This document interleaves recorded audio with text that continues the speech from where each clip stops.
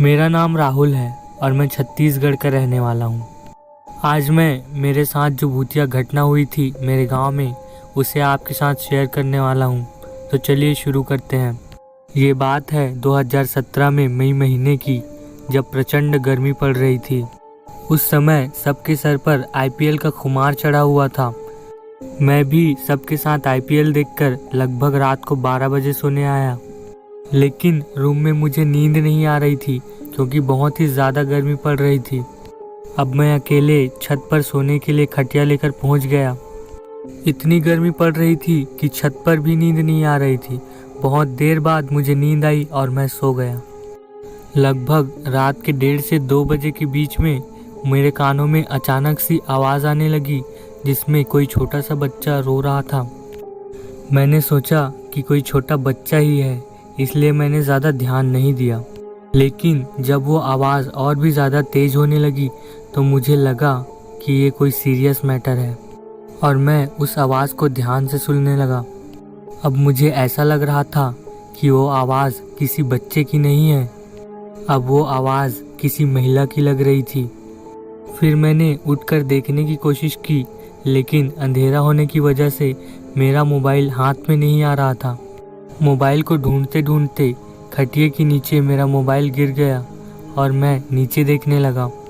मैं उस रोने की आवाज़ को सुनकर और भी ज़्यादा डरने लगा था, क्योंकि छत में बिल्कुल भी लाइट नहीं थी, पूरा अंधेरा था।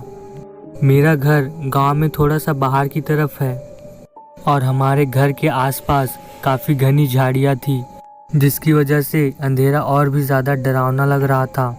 तभी नीचे हाथ फेरते फेरते मुझे मेरा मोबाइल मिल गया और मैंने अपने मोबाइल की फ्लैशलाइट जलाई और मैंने उस लाइट से झाड़ियों की तरफ देखने की कोशिश की, लेकिन मुझे ज़्यादा कुछ दिखाई नहीं दे रहा था। लेकिन जितना कुछ मुझे दिखाई दे रहा था वो काफ़ी डरावना था। मैंने देखा कि एक डरावनी औरत सफ़ेद साड़ी में थी और वो पेड़ पर बैठकर रोने की आवाज़ निकाल रही थी। उस समय मेरे दिल की धड़कन इतनी तेज़ हो गई थी कि मुझे कुछ समझ नहीं आ रहा था। फिर मुझे ऐसे लगने लगा कि वो मेरी तरफ देख रही है और घूर रही है। उस समय डर के कारण मेरा इतना हालत ख़राब हो चुका था कि मैं ज़्यादा कुछ नहीं सोच पा रहा था। फिर मैं नीचे अपने रूम की तरफ तेज़ी से भागा और मैं जैसे ही अपने रूम में पहुंचा, तुरंत अपने दरवाजे को लॉक किया और खिड़की दरवाजे सब बंद कर दिए। फिर भी मुझे बहुत ही ज़्यादा डर लग रहा था। मेरे अंदर इतनी भी हिम्मत नहीं बची थी कि मैं दूसरे रूम में जाकर अपने पापा को उठाऊं। मुझे पूरी रात नींद नहीं आई और ऊपर से इतनी गर्मी। पूरी रात जागने के बाद सुबह सुबह मैं कब सो गया मुझे खुद भी पता नहीं चला। फिर लगभग 7:30 बजे दरवाज़ा खटखटाने की आवाज़ सुनाई दी और फिर जब मैं नींद से जागा तो चारों तरफ अंधेरा था, क्योंकि जब मैं रात को आया था तो मैंने पूरे खिड़कियाँ और दरवाजे बंद कर दिए थे। फिर जब मैंने दरवाज़ा खोला तो दरवाजे के बाहर मेरी मम्मी खड़ी थी। उन्होंने पूछा कि क्यों इतनी लेट तक सो रहे हो। मैंने अपने सारे घर वालों को मेरे साथ जो भी पिछली रात में घटना हुई थी उसके बारे में सब कुछ बताया। फिर मेरे पिताजी ने भी ऐसा बताया कि वहाँ पर कई बार ऐसी आवाज़ें आती रहती हैं और वो कई बार भी इस आवाज़ को सुन चुके हैं और 2 बार तो खुद उन्होंने उस औरत को भी देखा है।